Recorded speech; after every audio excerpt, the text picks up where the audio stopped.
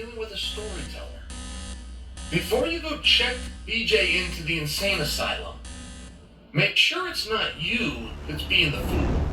Alright, welcome back to the channel. I just finished putting about 8 hours into this BJ PENN video, and then once I was done editing it and I was uploading it onto my YouTube, I decided to delete the raw video. So here we are again. I'm super stoked. I'm in a great mood, and we're going to cover this BJ PENN story.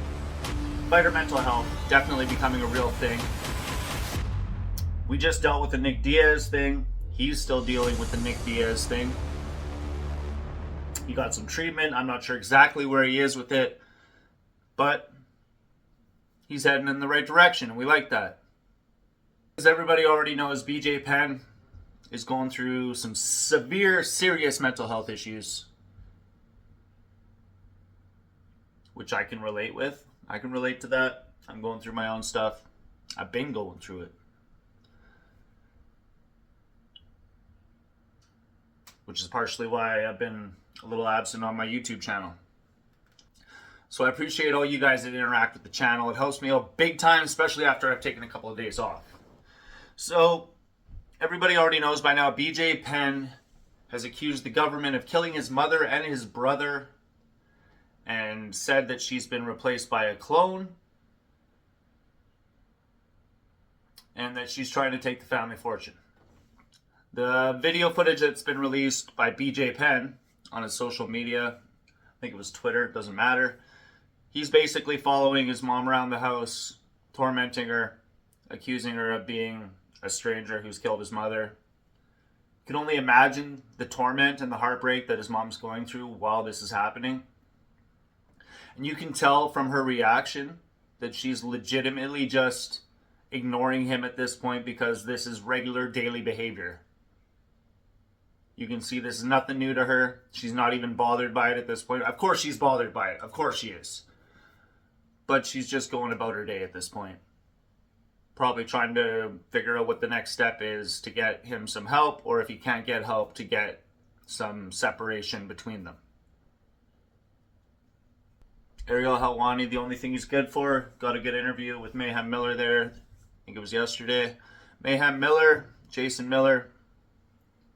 He's got a few of the same people in the same circles as BJ PENN, and he said that he believes that BJ PENN is going to be able to come out of this on the other side okay. Could be wishful thinking, could be a friend hoping the best for a friend of his, but Mayhem thinks that he's going to be able to get some help, and he thinks he'll be okay. I'm not sure how much I can read into that at this point of the situation. The craziest thing about the whole BJ PENN thing is that he's already talked about attacking her.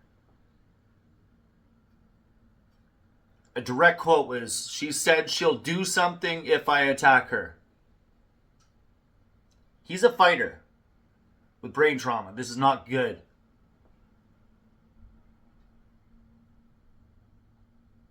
When I did the Nick Diaz video, people said that I was just doing it for clicks. And it was cringy.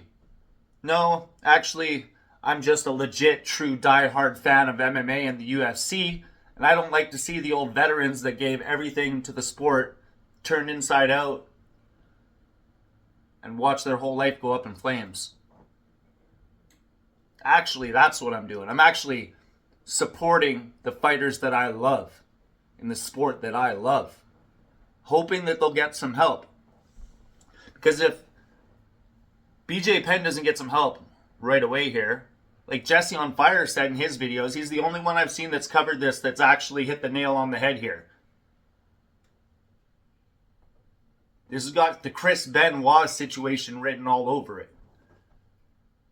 I don't like to say that. Nobody likes to talk about that kind of stuff. It's a horrible story. Most of us in the combat sports, we used to watch wrestling. Most of you guys know what I'm talking about with the Benoit thing. This is not a fucking joke. But you know who did do a video just for clicks? You know who did do a video just for clicks was Chael Sonnen. I'm going to show you a clip of it here. It is disgusting. And he's a very good performer.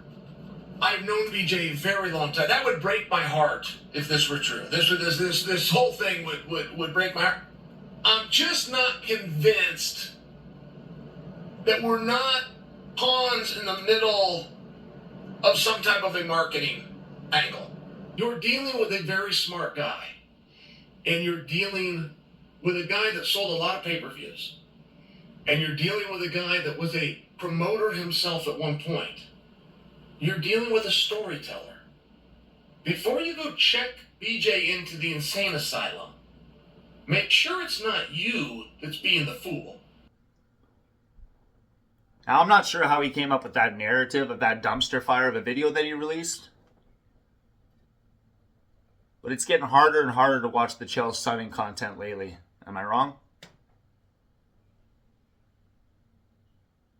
Like, if just a couple years back, at least I could watch some of his content and I would know when he's trolling and I know when he was telling some good old stories. He's very eclectic with his content, for sure. You never really know what you're going to get with Chael. But his opinion on the BJ PENN story, on how it could all be an act, some kind of a promotion, some kind of an advertising thing, you couldn't be any fucking more off on that one, Chael.